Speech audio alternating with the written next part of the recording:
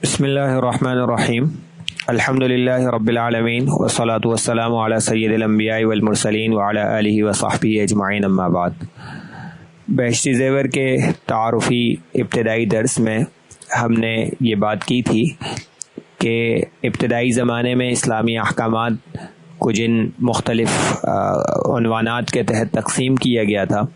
جس میں عقائد بھی شامل تھے اور اس میں سلوک و احسان کے معاملات بھی شامل تھے، اور اس میں عبادات اور عقوبات اور معاملات، یہ ساری چیزیں جو ہے وہ فقہ کے عنوان کے تحت ذکر کی جاتی تھیں۔ الفقہ الاکبر نامی جو کتاب ہے اس میں بھی ان تمام چیزوں کو شامل کیا گیا، لیکن بعد کے زمانوں میں فقہ کو 3 عنوانات میں زیادہ اختصاص ہو گیا، اور باقی 2 عنوانات یعنی عقائد کے مسائل کو علم الکلام میں اور اخلاق کے مسائل کو علم التصوف اور سلوک و احسان میں جو ہے وہ زیر بحث لایا جانے لگا، اور فقہ کے اندر جو ہے وہ معاملات کو، عبادات کو اور عقوبات کو زیر بحث لایا جانے لگا۔ ہم نے درس کا آغاز معاملات سے کیا، اور معاملات میں سے غیر مالی معاملات سے کیا، اور غیر مالی معاملات کے اندر نکاح، طلاق اور خلا اور لعان اور اس طرح کے دیگر معاملات سے متعلقہ مسائل کو الحمدللہ ہم نے مطالعہ کیا۔ آج انشاءاللہ العزیز ہم عقوبات کے حصے سے کچھ مطالعہ شروع کر رہے ہیں، اور اس میں کتاب الحدود سے آغاز کیا جا رہا ہے، اور حدود جو ہے وہ حدن کی جمع ہے، اور حد کی شرعی تعریف یہ ہے کہ وہ سزا جس کی مقدار شریعت کی طرف سے متعین ہو، وہ سزا، کسی جرم کی وہ سزا جس کی مقدار شریعت کی طرف سے متعین ہو تو وہ حد کہلاتی ہے۔ اور بنیادی طور پہ شریعت میں جن جرائم کی سزا ہوتی ہے وہ 2 طرح کی ہیں، ایک تو سزائیں وہ ہیں جن کی مقدار متعین ہیں، اور ایک سزائیں وہ ہیں جن کی مقدار شریعت نے متعین نہیں کی ہے۔ جن سزاؤں کی مقدار شریعت نے متعین کی ہیں وہ 6 طرح کے جرائم پر ہوتی ہیں: زنا پر، چوری پر، ڈاکے پر، شراب پینے پر، اور کسی پر زنا کی تہمت لگانے سے، اور اسلام سے پھر جانے سے۔ تو یہ 6 جرائم ایسے ہیں کہ جن کی سزائیں شریعت نے خود مقرر کر کے بتائی ہیں، اور ان کو حدود کہا جاتا ہے، حدود اللہ کہا جاتا ہے۔ اور اس کے علاوہ جتنے جرائم ہیں ان کی سزائیں شریعت نے مقرر نہیں کی ہیں، اور ان جرائم کی سزاؤں کو وقت کے قاضی کی ثوابدید پر چھوڑ دیا ہے کہ وہ دیکھے کہ کس نوعیت کا جرم ہے، کتنی اس جرم کے اندر شدت ہے، اور اس طریقے سے مجرم جو ہے وہ کس طرح کا ہے، اس کا ماضی کیسا ہے، اس کا ریکارڈ کیسا ہے، کیا وہ عادی مجرم ہے یا غیر عادی مجرم ہے، اور ان تمام چیزوں کو دیکھ کر جو ہے وہ فیصلہ کرتا ہے۔ اس کو تعزیر کہا جاتا ہے۔ تو گویا کہ سزاؤں کی 2 قسمیں ہو گئیں، حدود اور تعزیر۔ حدود وہ سزائیں جن کی مقدار بھی شریعت نے متعین کر دی ہے، اور تعزیر وہ جن کی مقدار شریعت نے متعین نہیں کی ہے بلکہ قاضی کی ثوابدید پر ان کو چھوڑ دیا ہے۔ تو کتاب الحدود کے اندر ان تمام جرائم سے متعلقہ جو تفصیلات ہیں وہ حضرت والا نے بیان فرمائی ہیں۔ سب سے پہلے حد زنا، یعنی زنا کی سزا کے حوالے سے گفتگو ہو رہی ہے، اور زنا کی سزا اس وقت جاری ہوگی جب زنا پایا جائے گا، یعنی جب جرم پایا جائے گا تو اس کی سزا ہوگی۔ تو زنا کا جرم کب پایا جاتا ہے اور وہ کب قابل سزا بنتا ہے؟ زنا کا جرم یعنی کس صورت میں جو ہے وہ زنا سمجھا جاتا ہے، ایسا زنا جس پر جو ہے وہ شرعی سزا جاری ہو، اس کے حوالے سے فرمایا کہ دارالاسلام میں کسی مکلف یعنی عاقل و بالغ اور قوت گویائی رکھنے والے کا اپنے اختیار سے حشفہ کے بقدر اپنے اعلی تناسل کو کسی قابل شہوت، چاہے فی الحال ہو یا کبھی رہی ہو اور اب بوڑھی ہو چکی ہو، عورت جو اس کی ملک نکاح و غلامی اور اس کے شبہ سے خالی ہو، اس کے آگے کی راہ میں داخل کرنا، یا مرد کا مذکورہ عورت کو ایسا کرنے کی قدرت دینا، یا عورت کا اپنے اختیار سے مرد کو ایسا فعل کرنے کی قدرت دینا، یہ سبب ہے، یہ پورا جرم کہلائے گا جس کی وجہ سے زنا کی سزا جاری ہوگی اور حد جاری ہوگی۔ اس کی مزید کچھ تفصیل یہ ہے کہ یہ جو کہا گیا ہے کہ مکلف ہو، مکلف ہونے کا مطلب عاقل ہو، بالغ ہو، قوت گویائی ہو، اور اسی طریقے سے جو ہے وہ پھر آگے اس کا شادی شدہ ہونا، اور یہ جو تفصیلات ہیں اس کے حوالے سے انسان کی دو قسمیں ہیں، محسن اور غیر محسن۔ محسن وہ مرد یا عورت، محسن مرد و عورت کے لیے اس کی جو سزا ہوگی زنا کی وہ رجم ہوگی، اور غیر محسن کے لیے جو ہے وہ کوڑے ہوں گے، 100 کوڑے۔ پھر محسن وہ شخص ہوتا ہے جو آزاد ہو، عاقل ہو، بالغ ہو، مسلمان ہو، صحیح نکاح کے بعد اس نے جو ہے وہ زنا کیا ہو، جو صحبت بھی ہو گئی ہو ان کی نکاح کے بعد، اور اس کی بیوی کے اندر بھی یہ تمام صفات موجود ہو، یعنی آزاد ہو، عاقل ہو، بالغ ہو، مسلمان ہو، تو ایسا شخص جو ہے وہ محسن کہلائے گا۔ محسن وہ شخص ہوگا کہ جو خود بھی آزاد ہے، اس کی بیوی بھی آزاد ہے، خود بھی عاقل ہے، اس کی بیوی بھی عاقل ہے، خود بھی بالغ ہے، اس کی بیوی بھی بالغ ہے، خود بھی مسلمان ہے، اس کی بیوی بھی مسلمان ہے، ان کی آپس میں جو نکاح ہوا ہے ان کا وہ بھی صحیح نکاح ہوا ہے، نکاح صحیح ہے جس کی تفصیلات پیچھے آ چکی ہیں، نکاح فاسد نہیں ہے وہ، ٹھیک ہے، اور اس کے بعد ان کا آپس میں میاں بیوی والا تعلق بھی قائم ہو چکا ہے۔ پھر ایسا شخص اگر جو ہے وہ خدا نخواستہ زنا کے اندر مبتلا ہو جائے تو یہ کہا جائے گا کہ محسن نے زنا کیا ہے، اور ایسے شخص کی پھر سزا جو ہوگی وہ رجم یعنی سنگساری ہوگی۔ اور اگر کسی شخص کے اندر ان میں سے کوئی صفت نہ پائی جاتی ہو، وہ آزاد نہ ہو، یا عاقل نہ ہو، یا بالغ نہ ہو، یا مسلمان نہ ہو، یا نکاح صحیح نہ ہوا ہو، یا نکاح تو صحیح ہوا ہو لیکن میاں بیوی کا تعلق قائم نہ ہوا ہو، تو ان میں سے کوئی بھی شرط جو ہے جب پوری نہیں ہوگی تو ایسے شخص کو غیر محسن کہا جائے گا، اور اگر اس سے زنا کا فعل سرزد ہو جائے تو پھر اس کی سزا 100 کوڑے ہوں گے۔ اب سوال یہ ہے کہ زنا ایک ایسا جرم ہے جو سب کے سامنے تو عموماً نہیں ہوتا ہے، تو اس کو ثابت کیسے کیا جائے گا کہ زنا ہوا ہے یا نہیں ہوا ہے؟ تو اس کے ثبوت کے 2 طریقے ہیں۔ کبھی گواہی کے ذریعے سے ثابت ہوتا ہے کہ دیکھنے والوں نے دیکھا، اور کبھی جو ہے وہ کرنے والا خود اقرار کرتا ہے کہ میں نے ایسا کیا ہے۔ تو ان دونوں کی تفصیل یہ ہے کہ اگر گواہی کے ذریعے سے ثابت ہو رہا ہو تو گواہی وہ معتبر ہوگی کہ جس کو 4 مرد الفاظ حضرات جو ہیں وہ گواہی دیں گے، عورتوں کی گواہی جو ہے وہ اس کے اندر قابل قبول نہیں ہوگی، اور وہ چاروں مرد جو ہیں وہ لفظ زنا بھی استعمال کریں گے کہ اس شخص نے جو ہے وہ زنا کیا ہے۔ جب وہ چاروں گواہی دے دیں گے تو پھر قاضی ان سے تفصیلات پوچھے گا، جس سے اس بات کی تحقیق کرنا مقصد ہوگی کہ واقعتاً جرم ہوا بھی ہے یا نہیں، کہیں ایسا تو نہیں ہے کہ جس چیز کو یہ جرم سمجھ رہے ہیں یہ وہ والا جرم نہ ہو جس پہ اتنی کڑی سزا شریعت نے جاری کرنی ہے۔ تو چونکہ سزا بہت زیادہ سخت ہے تو اس وجہ سے اس کا ثبوت، جرم کا ثبوت کا طریقہ بھی جو ہے وہ شریعت نے کافی سخت رکھا ہے، تاکہ خدا نخواستہ ایسا نہ ہو کہ کسی کی جان چلی جائے، اور ہو کیا کہ کسی کی غلطی کی وجہ سے کہ وہ اس چیز کو زنا سمجھ رہا تھا جو اصل میں زنا شریعت کی نظر میں وہ والا تھا ہی نہیں جس پہ اتنی سخت سزا جاری ہو۔ تو اس وجہ سے شریعت نے اس میں ثبوت جرم کا جو کرائیٹیریا رکھا ہے وہ کافی سخت رکھا ہے۔ تو جب وہ 4 گواہی دے دیں گے تو اس کے بعد قاضی ان سے زنا کی کیفیت، وقت، جس عورت کے ساتھ زنا ہوا ہے اس کے بارے میں، کس جگہ پہ ہوا ہے اس کے بارے میں، یہ ساری چیزیں جو ہے وہ قاضی پوچھے گا، اور قاضی کی نظر میں وہ گواہ ایسے ہوں جن کی گواہی قابل قبول ہے، تو اب قاضی جو ہے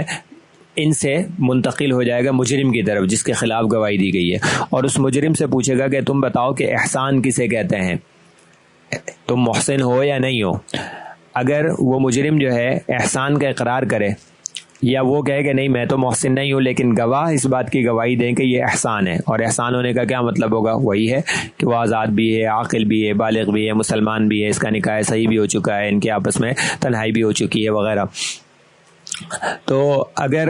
مجرم انکار کرے اور گواہ جو ہیں وہ محسن ہونے کی گواہی دیں تو اس کو پھر رجم کیا جائے گا، سنگسار کیا جائے گا۔ اور اگر مجرم نے کہا میں محسن نہیں ہوں اور گواہوں نے بھی اس کے احسان کی گواہی نہ دی تو قاضی مجرم سے احسان کی مذکورہ بالا صفات کے بارے میں باری باری پوچھے گا، وہ ایک ایک کر کے پوچھے گا۔ یعنی پہلے تو صرف یہ تھا کہ تم محسن ہو یا نہیں ہو، اس نے کہا میں نہیں ہوں، گواہ بھی کوئی موجود نہیں ہے جو اس بات کی گواہی دیں کہ وہ محسن ہے، تو اب پھر قاضی جو ہے وہ اس سے ایک ایک چیز کے بارے میں پوچھے گا، تم آزاد ہو یا نہیں ہو، عاقل ہو یا نہیں ہو، عاقل تو عقل مندی جو ہے وہ نظر ہی آ رہی ہوگی اس کی، بالغ ہو یا نہیں ہو، ٹھیک ہے، مسلمان ہو یا نہیں ہو، تمہارا نکاح ہوا ہے یا نہیں ہوا ہے، نکاح صحیح ہوا ہے یا نہیں ہوا ہے، تمہاری آپس میں خلوت ہوئی ہے یا نہیں ہوئی ہے، اس طرح سے ایک ایک چیز کے بارے میں الگ الگ کر کے تفصیل سے جو ہے وہ قاضی اس سے پوچھ لے گا۔ اگر اس نے ٹھیک ٹھیک بیان کر دیا اور اس بیان کے نتیجے میں قاضی کو یہ معلوم ہوتا ہے کہ یہ شخص محسن ہے تو پھر تو جو ہے وہ اس کے اوپر یعنی صورتحال وہ والی ہوگی جو گواہی والی ہے۔ اور اگر جو ہے اس نے ان چیزوں کو ٹھیک ٹھیک بیان کیا اور قاضی سمجھتا ہے کہ یہ ان ساری باتوں سے اس میں بتا دیا کہ جی میرا نکاح صحیح نہیں ہوا ہے یا میرا نکاح ہی نہیں ہوا ہے، اور ان تمام چیزوں کو ٹھیک ٹھیک بیان کر دیا جس سے قاضی اس نتیجے پہ پہنچا کہ یہ محسن نہیں ہے، تو ایسی صورت کے اندر پھر اس کو غیر محسن والی سزا دی جائے گی، یعنی کوڑے لگائے جائیں گے۔ یہ پہلا طریقہ ہے کہ جس سے زنا کا جرم ثابت ہوتا ہے، یعنی گواہی کا طریقہ۔ دوسرا طریقہ یہ ہو سکتا ہے کہ خود مجرم جو ہے وہ کیا کر لے، اقرار کر لے، تو اس میں پھر یہ ضروری ہے کہ وہ عاقل بھی ہو، بالغ بھی ہو، اور 4 مرتبہ اقرار کرے اور 4 الگ الگ مجلسوں میں اقرار کرے۔ الگ الگ مجلسوں میں اقرار کا مطلب یہ ہے کہ ہر مرتبہ اقرار قاضی کے سامنے کرنا ہوگا، اور قاضی ہر مرتبہ اقرار کے بعد اس کو لوٹا دے گا، وہ واپس لوٹ جائے گا یہاں تک کہ حاکم یا قاضی کی نظروں سے غائب ہو جائے، پھر دوبارہ آئے اور پھر دوبارہ اقرار کرے۔ اور قاضی کی بھی یہ ذمہ داری ہے کہ اسے چاہیے کہ وہ اقرار کرنے والے کی حوصلہ شکنی کی کوشش کرے، ناگواری کا اظہار کرے۔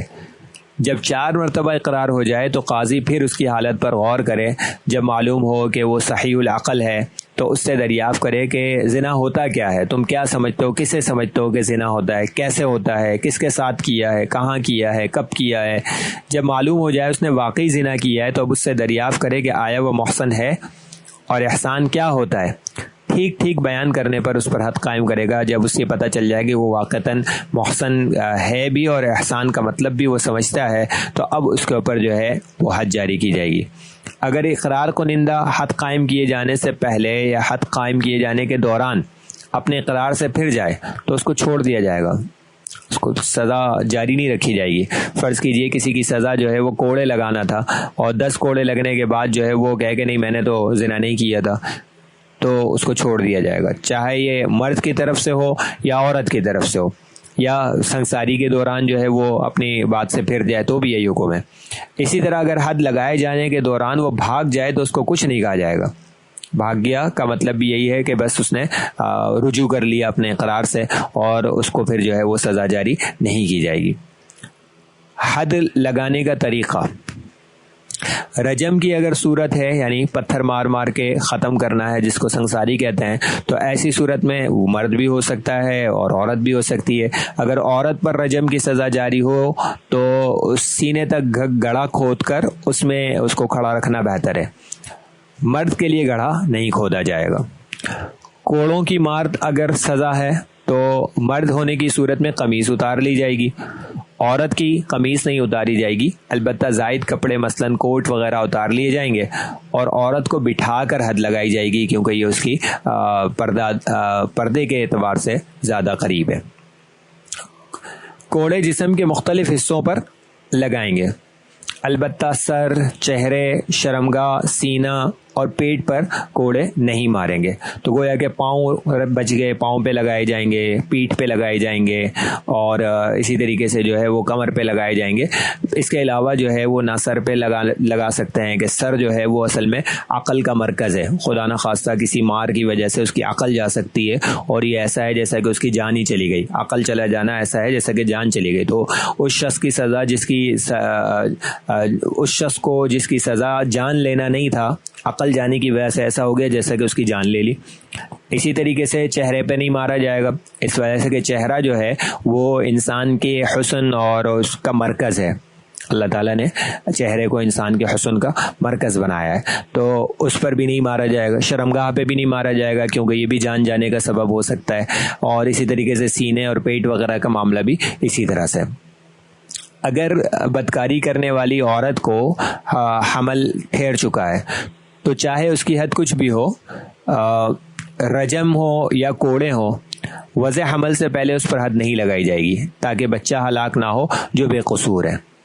پھر اگر حد رجم ہے اور کوئی بچے کی پرورش کرنے والا ہے تو بچے کی ولادت کے فوراً بعد رجم کیا جائے گا، اور اگر پرورش کرنے والا نہ ہو تو حد کا نفاذ اس وقت تک ملتوی رکھا جائے گا جب تک بچہ خود کھانے پینے نہ لگے، اور اگر حد کوڑے ہوں تو وہ نفاذ سے فراغت کے بعد لگائے جائیں گے۔ یعنی کوڑوں کی سزا اگر ہے تو پہلے جو پچھلا مسئلہ ہے کہ 100 کوڑے لگائے جائیں گے، اس میں بھی اس بات کی بھی گنجائش ہے کہ آدھے آج لگائے جائیں، آدھے اگلے دن لگائے جائیں، اور پھر اگر عورت کو کوڑے لگنے ہیں تو ایسی صورت کے اندر اگر اس کے پیٹ میں بچہ ہے تو جب تک بچے کی ولادت نہیں ہو جائے گی اور نفاس کے ایام نہیں گزر جائیں گے تب تک سزا جاری نہیں کی جائے گی، کیونکہ نفاس کے ایام میں کمزوری کے ایام ہوتے ہیں اور ممکن ہے کہ کوڑوں کی سزا کی وجہ سے اس کی جان ہی چلی جائے، تو جس کی سزا جان لینا نہیں تھا تو اس کی سزا جان لینا بن جائے گا، اس وجہ سے اس دوران نہیں لگائے جائیں گے۔ اور اگر اس کی سزا جو ہے وہ رجم ہے تو بھی بچے کی ولادت کے بعد ہی جاری ہوگی، البتہ اس میں تفصیل یہ ہے کہ اس بچے کی پرورش کرنے والا کوئی شخص ہے یا نہیں ہے۔ اگر تو کوئی شخص ہوگا تو بس اس کے حوالے کر دیا جائے گا بچے کو، اور عورت پہ جو ہے وہ سزا جاری کر دی جائے گی، اور اگر جو ہے اس کی پرورش کرنے والا کوئی نہ ہو تو ایسی صورت کے اندر جو ہے اس عورت کو زندہ رکھا جائے گا اور وہ بچہ اسی کے پاس رہے گا یہاں تک کہ وہ خود سے کھانے پینے کے قابل ہو جائے، تو پھر اس کے بعد جو ہے وہ سزا جاری ہوگی۔ اپنی بیوی کے ساتھ بھی پچھلی راہ سے صحبت کرنا حرام ہے۔ اگر کوئی اپنی بیوی کے ساتھ ایسا فعل کرے اور دوبارہ پھر کرے، باز نہ آئے، تو حاکم اس کو تعزیر میں قتل بھی کر سکتا ہے۔ اگر اپنی بیوی کے علاوہ کسی اور کے ساتھ ایسا غلط کام کرے تو امام ابو حنیفہ رحمہ اللہ کے نزدیک زنا کی حد تو جاری نہیں ہوگی، اس لیے کہ یہ فعل بہرحال زنا نہیں ہے، البتہ حاکم اس پر تعزیر جاری کر سکے گا، حتیٰ کہ تعزیراً قتل بھی کر سکتا ہے۔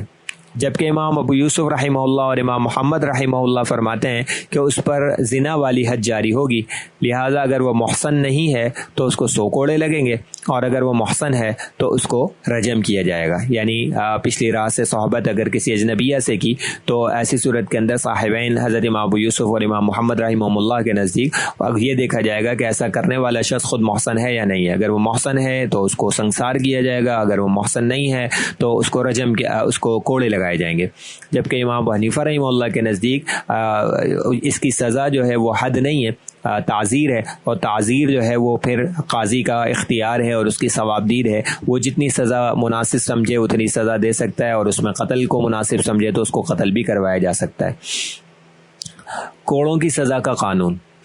جس کوڑے سے حد لگائی جائے اس میں گرہیں نہ ہوں، یعنی چمڑے کے جس کوڑے سے سزا جاری کی جائے گی اس میں گرہیں نہیں ہونی چاہیے، اور وہ ایسا ہو کہ اس کے مارنے سے تکلیف تو ہوتی ہو لیکن زخم نہ آتا ہو، کہیں اس کے اندر کوئی تار یا کوئی ایسی نوکیلی چیز یا کوئی ایسا وہ نہ ہو کہ جس سے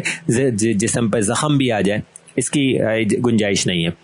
کوڑے مارنے والا کوڑے کو اپنے سر سے اونچا نہ کرے۔ سر سے اونچا کرنے کا مطلب یہ ہوگا کہ بہت تیز لگایا جا رہا ہے، اس وجہ سے کہ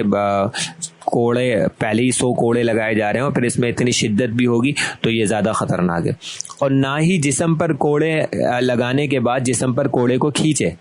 یعنی جسم پہ کوڑا لگانے کے بعد اس کو ڈائریکٹ اوپر اٹھا لیا جائے، ایسا نہ ہو کہ جس جگہ پہ کوڑا لگایا اس کے بعد اس کو اسی جگہ پہ کھینچا بھی جائے، کیونکہ اس جلن کی جگہ پہ اس کو کھینچنا جو ہے وہ ڈبل تکلیف دینا ہے۔ اگر مجرم بہت کمزور ہو کہ کوڑے لگانے سے اس کے مر جانے کا اندیشہ ہو تو کوڑا آہستگی سے مارا جائے تاکہ وہ اس کو برداشت کر سکے۔ بات وہی ہے کہ چونکہ اس کو مارنا جو ہے یہ مقصد نہیں ہے، شریعت کا مقصد نہیں ہے، مارنا مقصد ہوتا تو اس کو بھی سنسار کر دیا جاتا۔ کوڑے کی سزا کا تو مطلب یہی ہے کہ اس کی سزا جان لینا نہیں ہے، تو ایسے انداز سے کوڑا لگایا جائے کہ اس کی جان نہ چلی جائے۔ کچھ صورتیں ایسی ہوتی ہیں کہ جو دیکھنے میں تو زنا ہی ہوتی ہیں لیکن شبہ کی وجہ سے ان کے اندر حد جاری نہیں ہوتی ہے۔ مثال کے طور پہ 3 طلاق دی ہوئی بیوی سے عدت کے دوران صحبت کر لی، اب جب 3 طلاق دے دی تو وہ طلاق مغلظ ہو چکی ہے، وہ اس کی بیوی ہے ہی نہیں، چاہے عدت کے دوران ہو، لیکن کسی نے صحبت کر لی تو اس کو شبہ کی وجہ سے حد زنا اس پر جاری نہیں ہوگی۔ کنائی طلاق کی عدت میں بیوی سے صحبت کر لی، کنائی طلاق پہلے بات آ چکی ہے کہ اگر کوئی گول مول الفاظ سے کسی اپنی بیوی کو طلاق دے اور اس کی نیت طلاق دینا ہی ہو تو ایسی صورت کے اندر طلاق بائن ہوتی ہے. طلاق بائن کے اندر فوراً میاں بیوی کا رشتہ ختم ہو جاتا ہے. جب ختم ہو گیا تو اب عدت کے دوران اس سے صحبت کرنا اصل میں تو زنا ہی ہے, لیکن اس زنا پر جو ہے وہ حد جاری نہیں ہوگی کیونکہ شبہ موجود ہے کہ وہ اس کو اپنی بیوی اب بھی سمجھ سکتا ہے. گواہوں کے بغیر کسی عورت سے نکاح کیا تو یہ نکاح فاسد ہے, اور نکاح فاسد کی صورت کے اندر جو ہے وہ صحبت جائز نہیں ہوتی ہے, لیکن اس نے کر لی تو ایسی صورت کے اندر بھی حد زنا جاری نہیں ہوگی. یا ولی کے بغیر عورت سے نکاح کیا تو ولی کے بغیر عورت سے نکاح کرنا یہ بھی جو ہے وہ اسی نوعیت کی صورت حال ہے, تو اس میں بھی جو ہے وہ یہی حکم لگے گا. اپنی کسی محرم سے نکاح کیا اور پھر صحبت بھی کر لی تو یہ نکاح فاسد ہے اپنی, بلکہ نکاح باطل ہے. تو لیکن چونکہ بیچ میں عقد لایا گیا ہے اور نکاح کی ایک رسم پوری کی گئی ہے تو اس وجہ سے ایک شبہ اس کے اندر پیدا ہو گیا. البتہ ان باتوں سے یہ نہ سمجھا جائے کہ اس طرح کی جو صورتیں ہیں اس میں پھر کوئی بھی سزا نہیں دی جائے گی. یہاں جو نفی کی گئی ہے وہ حد کی نفی کی گئی ہے. جن صورتوں میں شبہ کی وجہ سے حد نہیں لگتی ہے تو اگر قاضی یہ سمجھتا ہو کہ اس میں واقعتاً مرد کی طرف سے گڑبڑ کی گئی ہے تو پھر اس کو تعزیر دی جائے گی, اور تعزیر جتنی قاضی مناسب سمجھے گا اتنی تعزیر دے دے گا. تو یہ پہلی حد ہے جس کو حد زنا کہا جاتا ہے, یعنی جس کا جرم جو ہے وہ زنا ہو تو اس کے ساتھ سزاؤں کا معاملہ کس طرح سے ہوگا یہ اس کی تفصیلات ہیں. ان تمام تفصیلات کو دیکھ کر یقیناً سن کر اور پڑھ کر اور دیکھ کر یہ بات بہت واضح ہو جاتی ہے کہ اسلام کے اندر جتنا بڑا جرم ہوتا ہے اتنی بڑی اس کی سزا ہوتی ہے, اور جتنی بڑی سزا ہوتی ہے تو اتنا ہی اس کے جرم کے ثبوت کا جو طریقہ ہوتا ہے وہ بھی سخت ہوتا ہے, تاکہ خدا نہ خواستہ ایسا نہ ہو کہ لوگ کسی کو سے اپنی ذاتی دشمنیاں نکالنے کے لیے ان کے اوپر کسی جرم کی تہمت لگا دیں اور پھر ان کے اوپر سزا جاری کروا دیں. تو ایسا نہیں ہوتا ہے. اور اسی طریقے سے آپ صلی اللہ علیہ وسلم کے اس فرمان کو بھی اس دوران سامنے رکھا گیا ہے کہ ادرؤوا الحدود ما استطعتم, جتنا ہو سکے حدود کو ساقط کرو. یعنی اگر کسی شبہ کی وجہ سے کوئی سزا کے اندر جو ہے وہ معافی کا پہلو نکلتا ہے تو وہ اختیار کر لیا جائے. جیسا کہ یہ بات معروف ہے کہ سزا دینے میں غلطی سے بہتر ہے کہ معاف کرنے میں غلطی ہو جائے. یعنی کسی کے کو معاف کرنے میں غلطی ہو جائے کہ وہ جرم کیا تھا اس نے, وہ سزا کا مستحق تھا لیکن غلطی سے معاف ہو گیا, یہ بہتر ہے اس سے کہ کسی نے جرم نہیں کیا تھا اور اس کو سزا جاری ہو جائے. بہرحال اگلا جو عنوان ہے وہ چوری کی سزا کا ہے, حد سرقہ جس کو کہتے ہیں. اور ہر چوری پر جو ہے وہ حد سرقہ جاری نہیں ہوتی ہے, چوری کی حد جاری نہیں ہوتی ہے, بلکہ اس کی بھی مخصوص شرائط ہیں. جب وہ پوری تمام تر شرائط پوری ہو جائیں تو پھر اس کے بعد چوری کی وہ سزا جاری ہوتی ہے. تو وہ یہ ہے کہ دارالاسلام میں یعنی اسلامی مملکت میں عاقل, بالغ, بینا نابینا نہ ہو, بولنے پر قدرت رکھنے والا گونگا نہ ہو, آدمی حفاظت میں رکھے ہوئے مال جو سرقے کے نصاب یعنی 2 تولہ 7.5 ماشا چاندی 34.2 گرام چاندی یا اتنی مالیت کی کسی چیز کو چوری کے ارادے سے خفیہ طریقے سے لے لے. خفیہ طریقے سے لیا ہو, وہ مال حفاظت میں بھی رکھا ہوا ہو, اس کی مالیت کم سے کم جو ہے وہ 34.2 گرام چاندی کے برابر بھی ہو, یہ تمام, اور خود ایسا کرنے والا جو ہے وہ عاقل ہو, بالغ ہو, بینا ہو, بولنے پر قدرت رکھتا ہو. یہ تمام شرائط جب پوری ہو جائیں گی تو ایک اور شرط دیکھی جائے گی کہ اس مال میں غیر کی ملکیت ہونے میں کسی قسم کا شبہ نہ ہو. یعنی اس بات کا بھی کوئی شبہ نہ ہو کہ وہ شخص اس کو اپنی چیز سمجھتا ہو,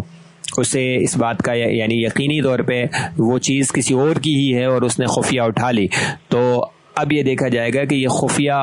دن میں کام کیا اس نے یا رات میں کیا ہے. اگر دن میں کیا ہے تو چوری کے آغاز میں بھی خفیہ ہونا ضروری ہے اور انتہا میں بھی خفیہ ہونا ضروری ہے.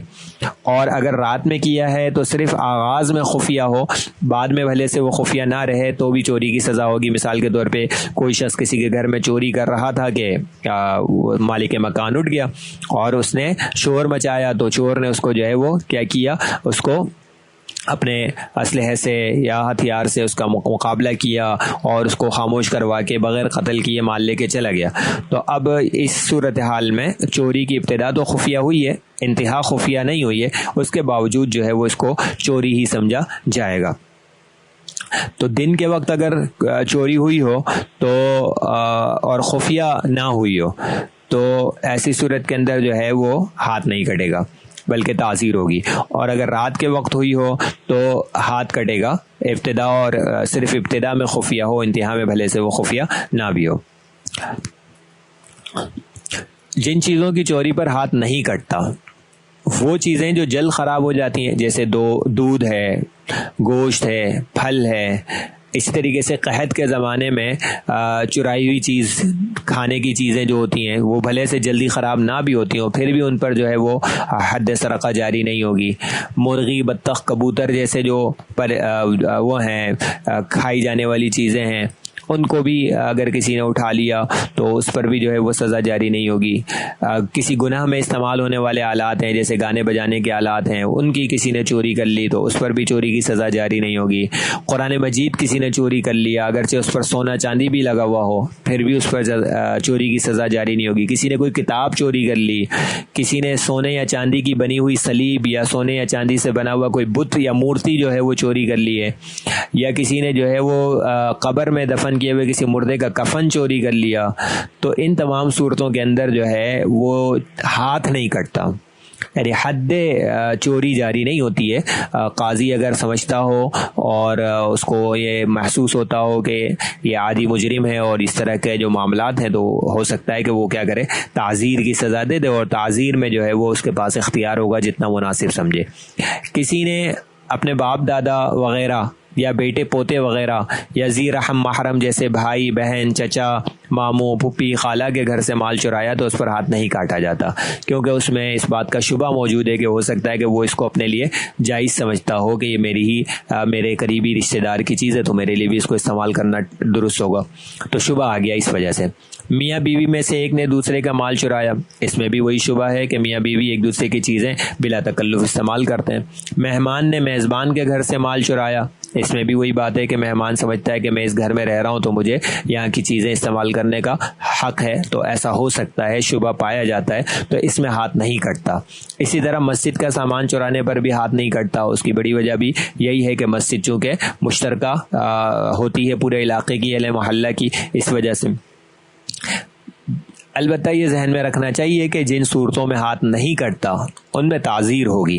یعنی اتنی سزا جسے قاضی جرم کی نوعیت اور مجرم کی حالت کے پیش نظر رکھ کر مناسب سمجھے اتنی سزا دی جائے گی۔ چوری کی سزا کس طرح دی جائے گی؟ پہلی دفعہ چوری کرنے میں کلائی کے جوڑ سے دایاں ہاتھ کاٹا جائے گا،